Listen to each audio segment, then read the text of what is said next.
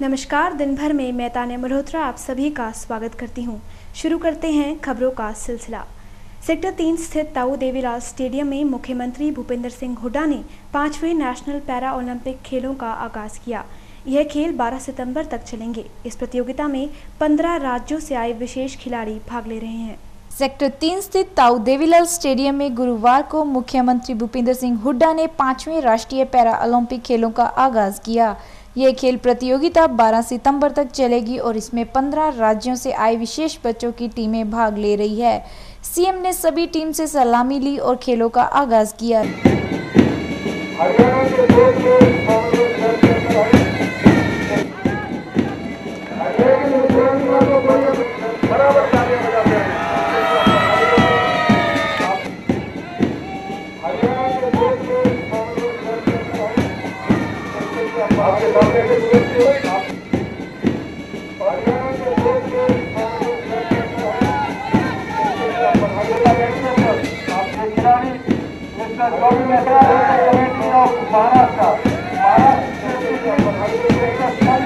यह राष्ट्रीय स्तर की प्रतियोगिता हरियाणा पैरा ओलंपिक सोसाइटी द्वारा आयोजित की जा रही है। इस प्रतियोगिता का आगाज जहां सीएम ने किया, वहीं इसके समापन समारोह में पावर, लेबर और रोजगार मंत्री महेंद्र प्रताप बतौर मुख्य अतिथि भाग लेंगे। आगाज समारोह में पहले दिन स्कूली बच्चों द्वारा रंगारंग कार्यक्रम भी प्रस्तुत किया गया। स्टेडियम में प्रशासन के सभी अधिकारी मौजूद रहे।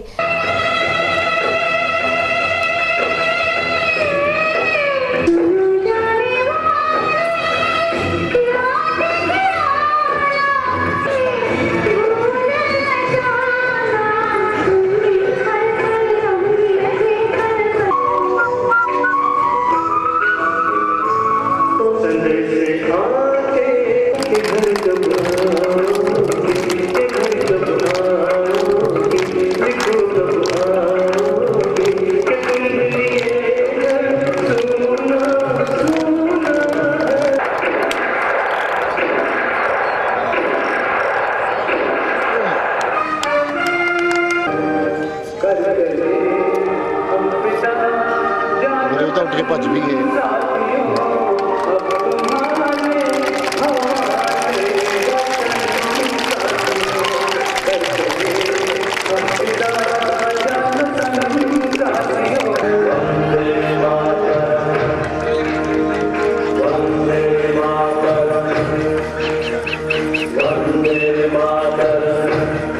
हालांकि सीएम के स्टेडियम में पहुंचने से पहले झमाझम आई बरसात ने रंग में भंग डालने की कोशिश की, लेकिन चंद मिनट बाद ही इंद्रदेव ने बरसना बंद कर दिया। इसके बाद फिर से कार्यक्रम शुरू हुआ। मुख्यमंत्री ने सभी खिलाड़ियों को शपथ दिलाई कि वे खेलों में बगैर किसी मादक पदार्थ के भाग लेंगे। इस प्रतियोगिता में कॉमनवेल्थ गेम्स में हिस्सा लेने वाली हरियाणा की टीम भी विशेष रूप से हिस्सा ले रही है। सीएम ने सभी खिलाड़ियों से आह्वान किया कि वे खेल को खेल की भावना से खेलें। यह खेल विकलांग या मानसिक रूप से कमजोर खिलाड़ियों के लिए होते हैं, लेकिन इन विशेष खिलाड़ियों में अति विशेष प्रतिभा है। नज़ारा देखने लायक है कि किस तरह से ये व्हील चेयर पे बैठकर बैडमिंटन, फुटबॉल और टेनिस जैसे खेल बड़ी आसानी से खेल लेते हैं। ब्यूरो रिपोर्ट, दिन भर। चंडीगढ़ में वीरवार को पंचायत भवन में प्रदेश व्यापार मंडल ने मुख्यमंत्री भूपेंद्र सिंह हुड्डा को सम्मानित किया। इस मौके पर हुड्डा ने भ्रष्ट कर्मचारियों पर तुरंत कार्रवाई करने का भरोसा दिलाया। साथ ही नई औद्योगिक नीति जल्द से जल्द लागू करने की बात कही। इसके अलावा मुख्यमंत्री ने कहा कि सरकार राज्य से अपराध को खत्म करके रहेगी।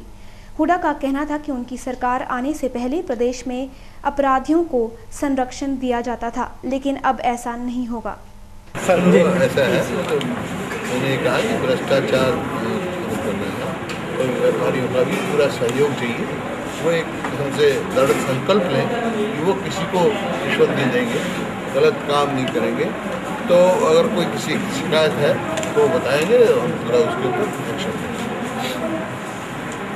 सर्वसम्मति और शांतिपूर्ण ढंग से कोऑपरेटिव सोसाइटी के चुनाव पूरे होने पर बुधवार को डीके बंसल ने रेड बिशप में सोसाइटी के नए मेंबर्स के साथ बैठक की। इस दौरान नारायणगढ़ के विधायक रामकृष्ण गुज्जर भी मौजूद रहे और उन्होंने सोसाइटी के सभी पदाधिकारियों को बधाई दी। डीके बंसल व रामकृष्ण ने नए चेयरमैन राकेश छाबड़ा व वाइस चेयरमैन मान सिंह को बधाई देने के साथ साथ यह भी कहा कि उन्हें इस बात की खुशी है कि इस बार के चुनाव शांति और सर्वसम्मति से पूरे हुए। आज जो इलेक्शन हुए थे उसके अंदर हमारे राकेश छाबड़ा हैं, वो प्रधान बने हैं, और जो वाइस प्रधान जो बने हैं वो मंगतराम मान सिंह बने। तो हम उनको बहुत बहुत बधाई देते हैं, और सभी साथियों का जो और मेंबर्स थे जिन्होंने उनको वोट दी, हम उनका धन्यवाद करते हैं।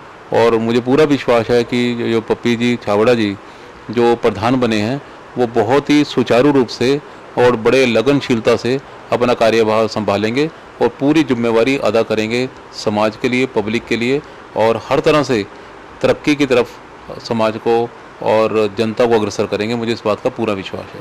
आज जो ये पंचकुला जिले का सेंट्रल कोऑपरेटिव बैंक का चुनाव हुआ है उसमें राकेश छाबड़ा जी चेयरमैन और वाइस चेयरमैन मान सिंह जी बने। मैं उनको मुबारकबाद देना चाहूँगा, उनके सभी साथियों को। और सर्वसम्मति से ये चुनाव हुआ है, इसके लिए मैं धन्यवाद करना चाहता हूँ मुख्यमंत्री चौधरी भूपेंद्र सिंह हुड्डा जी का।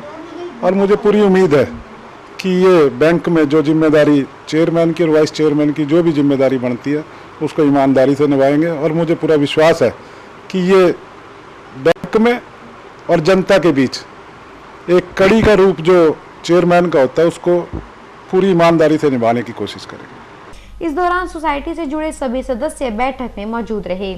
नवनियुक्त चेयरमैन राकेश छाबड़ा ने विधायक का आभार प्रकट किया और भरोसा दिलाया कि सरकार ने जिस मकसद के लिए कोऑपरेटिव सोसाइटी का गठन किया है वे उस मकसद को पूरा करेंगे। वाइस चेयरमैन ने बताया कि सोसाइटी द्वारा हर वर्ग के लोगों की जरूरत के हिसाब से मदद की जाएगी। विधायक डी के बंसल ने कहा कि हरियाणा सरकार जनता को समर्पित है। ब्यूरो रिपोर्ट, दिन भर। सरकार को चाहिए कि औद्योगिक प्लॉटों में फ्री ट्रेड पॉलिसी लागू करें और उद्योगपतियों को किसी प्रकार का भी व्यापार करने की छूट दें। ऐसा कहना है शहर के जाने माने उद्योगपति सतीश गुप्ता का, जिन्हें Haryana chamber of commerce and industry का 2 सालों के लिए स्टेट प्रधान चुन लिया गया है। बुधवार रात सेक्टर 10 के एक होटल में गुप्ता के सम्मान समारोह का भी आयोजन किया गया, जहां शहर के कई गणमान्य व्यापारियों और उद्योगपतियों ने हिस्सा लिया। इस मौके पर गुप्ता ने कहा कि आने वाले समय में सरकार को ऐसी पॉलिसी लागू करनी चाहिए जिससे व्यापार करना आसान हो। साथ ही व्यापार में पेपर वर्क कम किया जाना चाहिए। उन्होंने यह भी कहा कि विभिन्न सरकारी विभागों की हर माह उद्योगपतियों के साथ एक बैठक होनी चाहिए जिसमें उन्हें व्यापार में आ रही दिक्कतों का निपटारा किया जा सके। प्रदूषण बोर्ड जो है उससे इमदाद की बात है। प्रदूषण बोर्ड की तरफ से उद्योगपतियों को कोई तकलीफ ना रहे, ये वो बात है कि कहाँ तक छोटे अधिकारी का सवाल है। कुछ अधिकारी क्या करते हैं, अपने निजी स्वार्थ के लिए उद्योगपतियों को तंग करते हैं। इनकी मांग ये है कि किसी प्रकार का वो दिक्कत नहीं आनी चाहिए। व्यापारी ईमानदारी से व्यापार कर रहा है, ईमानदारी से टैक्स दे रहा है, ईमानदारी से सारा काम कर रहा है, फिर भी कुछ निजी स्वार्थ के लोग फैक्ट्रियों में घुस जाते हैं। व्यापारी का व्यापार चल रहा है, खैर टाइम को नोटिस दे दे या बंद कर दे तो बड़ा मोटा नुकसान करोड़ों रुपए का लाखों होता है। उन्होंने एक्सपोर्ट सब्सिडी को भी 2% करने की मांग की। उन्होंने बताया कि हरियाणा सरकार की पॉलिसी के कारण फिलहाल व्यापार दूसरे राज्यों के पास जा रहा है। वहीं प्रदूषण नियंत्रण बोर्ड के चेयरमैन AS चहल ने कहा कि उद्योगपतियों को अपने किसी काम के लिए किसी अधिकारी को रिश्वत देने की कोई जरूरत नहीं है। यदि कोई अधिकारी रिश्वत की मांग करता है तो उसकी जानकारी उच्च अधिकारियों को दी जाए जिससे भ्रष्टाचार को जड़ से खत्म किया जा सके। कॉन्फेड के चेयरमैन बजरंग दास गर्ग ने कहा कि हरियाणा का औद्योगिक क्षेत्र सरकार को सबसे ज्यादा टैक्स अदा करता है, लेकिन उसके मुकाबले में उन्हें सरकार से किसी तरह की कोई सब्सिडी नहीं मिल पाती। उन्होंने कहा कि व्यापारियों को विभिन्न ट्रेड पर कुछ रियायत दी जानी चाहिए जिससे वे आसानी से ट्रेड कर सकें।